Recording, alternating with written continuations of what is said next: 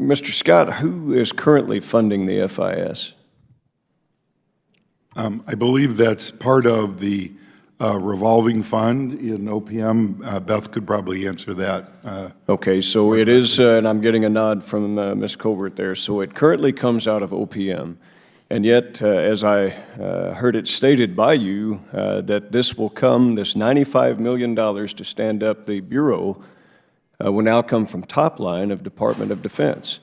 Why is it that Department of Defense has to pay for it? This would be added to the DOD budget and give them the funds needed to develop the systems. Will it come out of OPM's budget? I don't.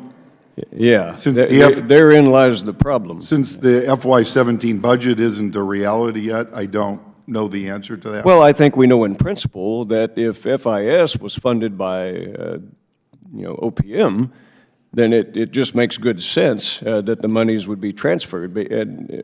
Ms. Colbert, would you like to answer that? The Federal Investigative Service operates with a revolving fund. The agencies that use those services pay fees for those services. That is the core of FIS's funding, is through the fees that agencies that require background investigations pay for those services. So the funds come from agencies through interagency agreement into OPM. It's a revolving fund, not appropriated funds. Okay.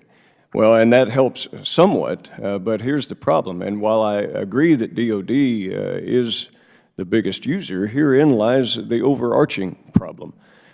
We've allowed, out of the necessity of cost saving, of elimination of backlogs, that we got into this situation where 18 million records have been breached. Whatever it was we hoped to gain has absolutely materially aided our enemies for probably 2 or more generations. They will be able to mine incredible data. It does not take a genius to figure that out. And so now, as we're getting ready to set up potentially another house, we want to make sure it's not a house of cards. I have real concerns that this money is coming out of Department of Defense specifically, and here's why. For $95 million, you could have 60,600 soldiers being paid. And we're talking about additional cuts.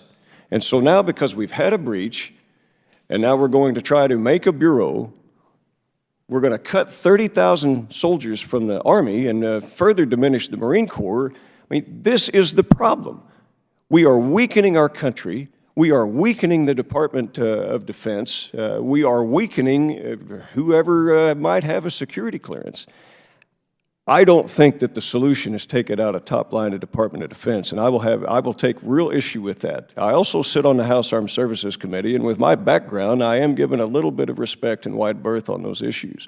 So I am not satisfied with those answers. Here's another one. Responsibility. Okay, I appreciate, Mr. Halverson, all that you do. I do understand it.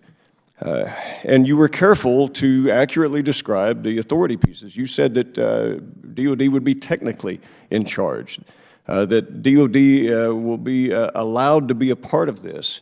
And I think that's accurate language, but therein, again, lies the problem. When you are in conflict with your recommendations, will you have the final authority to push that through for national security?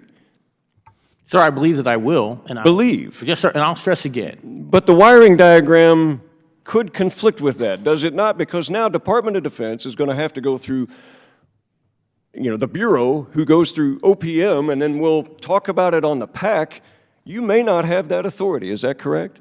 Sir, I don't think that is correct, and I would say this. The wiring diagram isn't finished, but I will tell you this. Again, I report to the Secretary of Defense.